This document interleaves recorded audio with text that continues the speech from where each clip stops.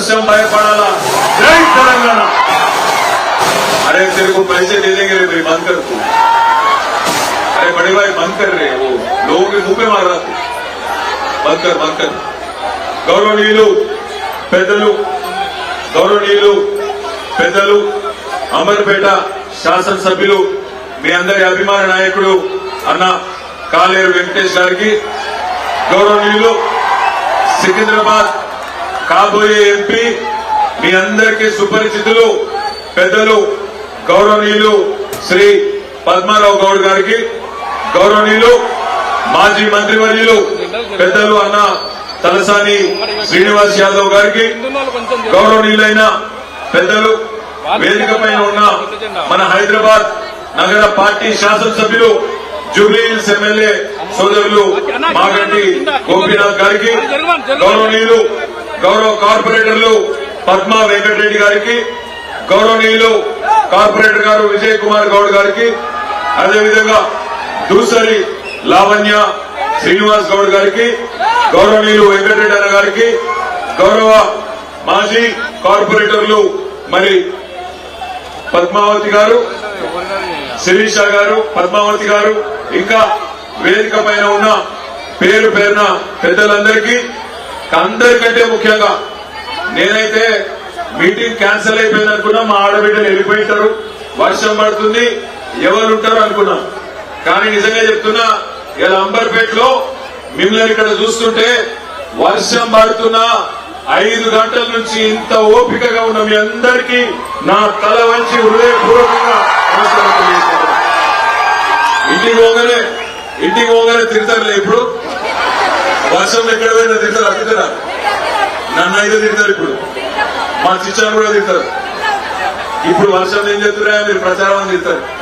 కానీ నిజంగా మీరు గొప్ప వాళ్ళు అమరపేటోళ్ళు, ఎందుకంటే మామూలు కాదు, ఒక మంచి ఎమ్మెల్యేను, ఒక విద్యాధికుడు పెద్దలు కాలేరు వెంకటేష్ అన్నని ఒక్కసారి కాదు 2 సార్లు కేసీఆర్ గారు ముఖ్యమంత్రిగా ఉండాలని చెప్పి ఆశీర్వాదం ఇచ్చి కాలేరు వెంకటేష్ అన్నను గెలిపించినందుకు ధన్యవాదాలు.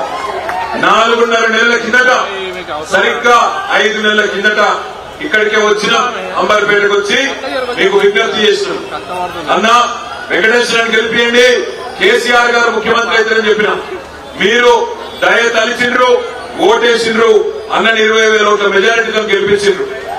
25 సారీ బాస్, 5,000 తగ్గించినాయనుకో, 5,000 తగ్గించినా 25,000తో గెలిచిండ్రు. మరి మీరేమో హైదరాబాద్ లో మొత్తం మమ్మల్ని నమ్మిండ్రు, కాంగ్రెస్ ను నమ్మలేదు, బీజేపీ నమ్మలేదు. ఊళ్ళలో మాత్రం అక్కడక్కడ కాంగ్రెస్ పార్టీ అరిచేతుల వైకుంఠం చూపెడితే దానికి ఆగలేదు. ఇలా వర్షం పడుతుంది, ఎక్కువ మీకు ఇబ్బంది పెట్టా, మనకు ఇలా పోటీ ఎవరెవరు జరుగుతుందంటే, ఒకటి తెలంగాణ కోసం పేగులు దిగేదాకా కొట్లాడే టీఆర్ఎస్ పార్టీ ఒక దిక్కు,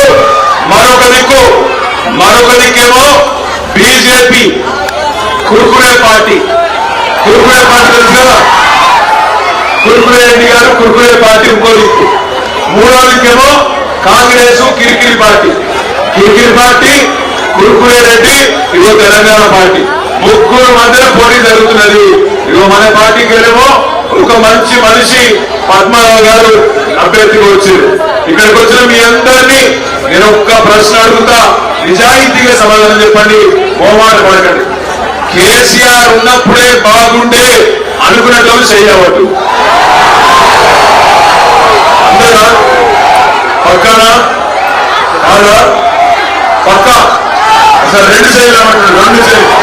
కేసీఆర్ ఉన్నప్పుడే బాగుండేనా? పక్కానా?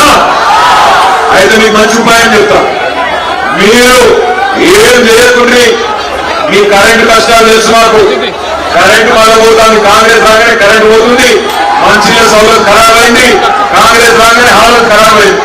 మీకు మంచి ఉపాయం చెప్తా నేను. ఉపాయం ఏంటంటే, మీరు ఎవరితో పంచాయతీ పెట్టుకోకూడదు, ఎవరితో కొట్లాడకుండా, ఎవరితో నిలబెట్టుకోకూడదు. ఉపాయం ఏంటంటే, మీరు మే 13 నాడు 10-12 ఎంపీ సీట్లు మాకు అప్పచెప్పండి, తిరిగి 6 నెలల్లో కేసీఆర్ రాష్ట్ర రాజకీయాన్ని శాసించే పరిస్థితి వస్తుంది. 6 నెలల్లో రాష్ట్ర రాజకీయం వల్ల కేసీఆర్ గారు చెప్పినట్టే నడుస్తుంది. మీరు పద్మారావు గారికి కారు గుర్తు మీద బ్రహ్మాండంగా 13 ఓటేస్తే సికింద్రాబాద్ ఎంపీ గెలుస్తాం, పక్కకు మల్కాజ్గిరి గెలుస్తున్నాం, ఇరుకల చేవెళ్ళ గెలుస్తున్నాం. తప్పకుండా మొత్తం తెలంగాణలో 10-12 సీట్లు మీరు మాకు అప్పచెప్తే 6 నెలల్లోనే తిరిగి మంచి రోజులు వస్తాయి. నేను మీకు దండం పెట్టి చెప్పేది ఒకటే, ఒకసారి 2014లో బడాబాయి మోడీ చేతిలో మోసపోయారు, 2023లో చోటాబాయి రేవంత్ రెడ్డి మోసం చేసిండు. ఈ ఇద్దరు మోసగాళ్లకు ఒకటే దెబ్బతో కురుకురే పార్టీకి కిరికిరి పార్టీకి ఇద్దరికి ఒకటే ఓటుతో దెబ్బ చెప్పండి, గట్టి దెబ్బ కొట్టండి. పద్మారావు గారికి ఓటేసి 13 తారీఖు నాడు కారు గుర్తు మీద ఓటేసి గెలిపించడం నా ప్రార్థన. ముగించే ముందు మీ అందరికీ నేను ఒకటే కోరుతా ఉన్నా, మనం కొంతమంది అడుగుతున్నారు ఢిల్లీ ఎలక్షన్ కదా, ఢిల్లీ ఎలక్షన్ లా మీ పాత్ర ఏంది, మీరెందుకు ఉండాలి పార్లమెంట్ లా, ఇది కాంగ్రెస్ వాడు బీజేపీ మధ్య కొట్లాడు కదా అని మాట్లాడుతున్నారు. నేను మీకు ఒకటే యాడ్ చేస్తాను, 2001లో కేసీఆర్ గారు పార్టీ పెట్టినప్పుడు కూడా ఇట్లే మాట్లాడారు.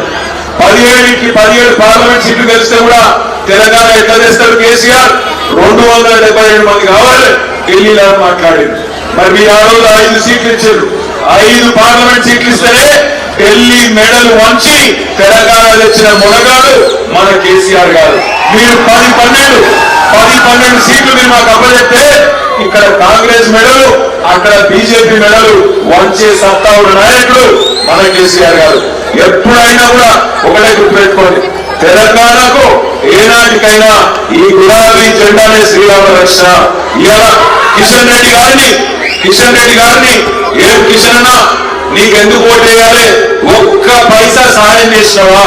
హైదరాబాద్ కు వరదలు వస్తే రూపాయి సాయం చేసిండా కిషన్ రెడ్డి? చేసిందా?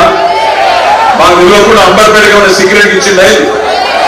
రూపాయి సాయం చేయలే కిషన్ రెడ్డి. అదే విధంగా కిషన్ రెడ్డి గారు 5 ఏళ్లు కేంద్ర మంత్రిగా ఉన్నాడు.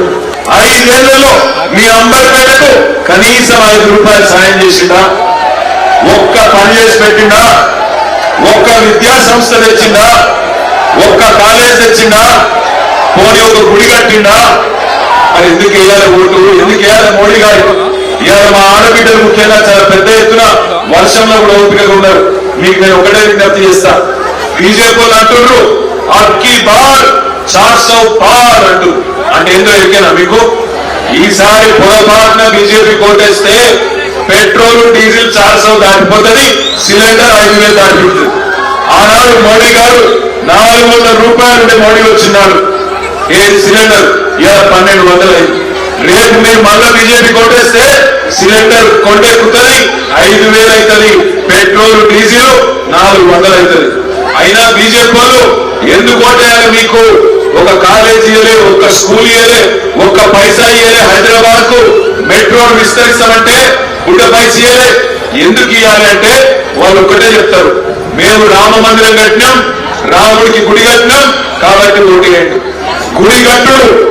గుడి కట్టుడే కారణమైతే ఓటు అడిగేందుకు కేసీఆర్ గారు కట్టలేదా యాదగిరిగుట్ట? 4 ఏళ్ల కింద యాదగిరిగుట్టలో లక్ష్మీ నరసింహస్వామి దేవాలయం కట్టలేదా? ఒక్క లక్ష్మీ నరసింహస్వామి గుడి కాదు, ఆధునిక దేవాలయాలు కట్టలేదా కేసీఆర్ గారు? కాళేశ్వరం లాంటి ప్రాజెక్టు కట్టిండు, ఆ ప్రాజెక్ట్ లో ఉండే ప్రతి రిజర్వాయర్ కు దేవుడి పేరు పెట్టిండు. కొండ పోచమ్మ సాగర్, మల్లన్న సాగర్, రంగనాయక సాగర్, రాజరాజేశ్వర సాగర్, అక్కడ ఉండే బ్యారేజీలకు లక్ష్మీ బ్యారేజీ, పార్వతీ బ్యారేజీ, సరస్వతి బ్యారేజీ, ఇట్లా ఆధునిక దేవాలయాలు కట్టిండు కేసీఆర్. యాదగిరిగుట్ట కూడా కట్టింది కేసీఆర్. మరి గుడి కట్టుడే కారణమైతే దాని పేరు మీదనే ఓటేయాలంటే కేసీఆర్ గారికి ఎన్ని ఓట్లు వేయాలి ఆలోచించండి. ఇంకొక మాట కూడా అక్కడికి నేను చెప్పి మీకు ముగిస్తాను. జూన్ 2 తారీఖు నాడు సరిగ్గా 10 ఏళ్లు నిండుతుంది. హైదరాబాద్ ఉమ్మడి రాజధానిగా టైం పూర్తయిపోతుంది. బీజేపీ వాళ్ళ ఆలోచన ఒక్కటే, ఈ జూన్ 2 తర్వాత హైదరాబాద్ మీద కంట్రోల్ దొరకలేదు, ఎమ్మెల్యేలు గెలవలేదు, కిషన్ అన్న కూడా ఓడిపోతాడు, గెలవడు, ఒక్క ఎంపీ సీట్ కూడా హైదరాబాద్ లో గెలవడు. ఎట్లనన్నా పట్టు కావాలి. అందుకే వాళ్ళు ఏం ఆలోచన చేస్తున్నారు, ఢిల్లీని చేసినట్టు హైదరాబాద్ కూడా కేంద్ర పాలిత ప్రాంతం చేయాలి. యూనియన్ టెరిటరీ చేయాలని ఆలోచన చేస్తా ఉన్నారు. మరి అట్లాంటి దిక్కుమాల కుట్రలు చేసినప్పుడు అడ్డుకోవాలంటే ఈ గులాబీ కండువా వేసుకున్న మన పచ్చన్న పార్లమెంట్ లో ఉండాలి. అవసరమైతే అక్కడ గల్లా బట్టి అడిగే పరిస్థితి ఉండాలి. అదే బీజేపీలో కాంగ్రెస్ లో ఉంటే వాళ్ళతోని కొట్లాడు కాదు. తెలంగాణ కోసం కొట్లాడింది కేసీఆర్. రేపు తెలంగాణను కాపాడాల్సింది కూడా మళ్ళా కేసీఆర్. మళ్ళా ఇదే గులాబీ కండువా అనే మాట కూడా నేను మీకు విజ్ఞప్తి చేస్తున్నా. దయచేసి ఆగం కాకండి. కేసీఆర్ ఉన్నప్పుడే బాగుండే, కేసీఆర్ ఉంటేనే బాగుండు అనుకునేటోళ్ళంతా ఏం ఆలోచించకుండా కాలు గుర్తుకోటేయండి. ఇక రేవంత్ రెడ్డి గారు, అదేవిధంగా కిషన్ రెడ్డి గారు, వాళ్ళు చెప్పే అబద్ధాలు, వాళ్ళు చెప్పే మాటలు మీరన్నీ వింటున్నారు. గొప్ప గొప్ప మాటలు చెప్తున్నాడు రేవంత్ రెడ్డి గారు. ఇవాళ మనం ఇక్కడికి వస్తున్నాం, మొత్తం ఊరంతా హోర్డింగ్లు పెట్టుకున్నాడు.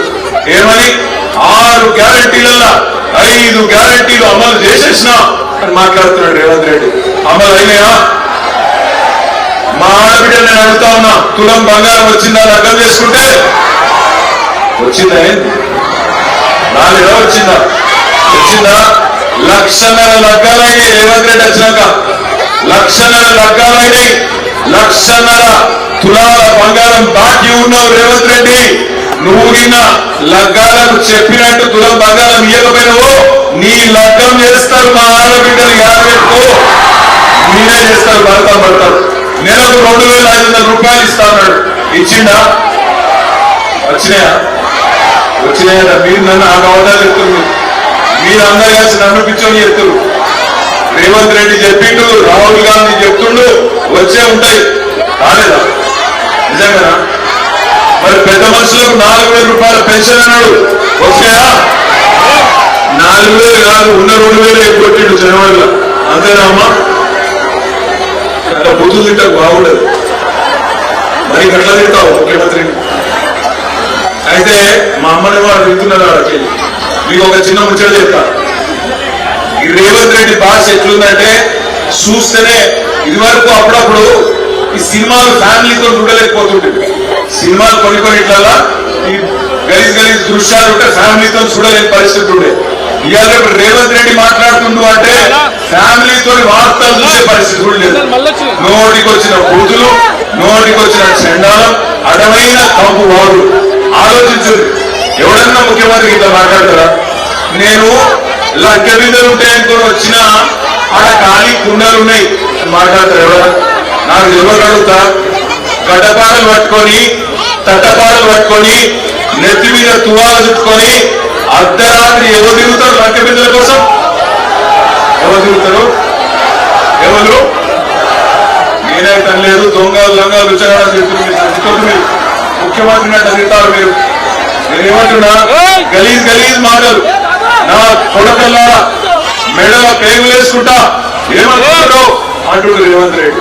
నాకు తెలియగలుగుతా, నువ్వు ముఖ్యమంత్రిగా పోటీ కొట్టాడు, నువ్వు మెడలో పేగులు వేసుకుంటావు. ఎవడన్నా మెడలో పేగులు వేసుకుంటా అంటాడు. నిన్నగాక మొన్న సూర్యాపేటలో ఒక పిల్లగాడు బస్సులో ఆయన పర్సులు కొడుతుంటే పట్టుకున్నారు. ఏమైంది? మొత్తం ఫ్రీ బస్సు కదా, ఆగం ఎవరు మధ్యలో ఉన్నాడు భజన కనవాడు. మీరంతా భజన ఫ్యాన్సా? భజన ఫ్యాన్స్ అంటున్నారు. మేము కూడా భజన ఫ్యాన్స్. అయితే సూర్యాపేటలో ఒక పిల్లగాడు దొరికింది, జేబు దొరికింది. దొరికితే పోలీసులు పట్టకపోయారు. ఆ ఫ్రీ బస్సులో జేబులు కొట్టు పట్టకపోయి పోలీసులు 4 ఉక్కిరు. తీరా పర్సులని తీయదు. మొత్తం దొరికితే పైసలు లేదు, పర్సు దొరకలేదు. కానీ జేబులో కత్తెర దొరికింది. కత్తెర దొరికితే అని అడిగినాడు, పైసలు పర్సు అన్నాడు. ఏ కొట్టేదే సార్ అన్నాడు. మరి జేబులో కత్తెర పెట్టుకొని తిరుగుతున్నావు అని అడిగినాడు. వాడేమన్నా అవును సార్ రేవంత్ రెడ్డి పెట్టుకొని తిరుగుతాను అడిగారు అని అడుగుతారు. సార్ జేబులో కత్తెర నా తప్పేనా? ఎవడన్నా ముఖ్యమంత్రి నేను జేబులో కత్తెర పెట్టుకొని తిరుగుతున్నాను చెప్తాడా అమ్మాయి?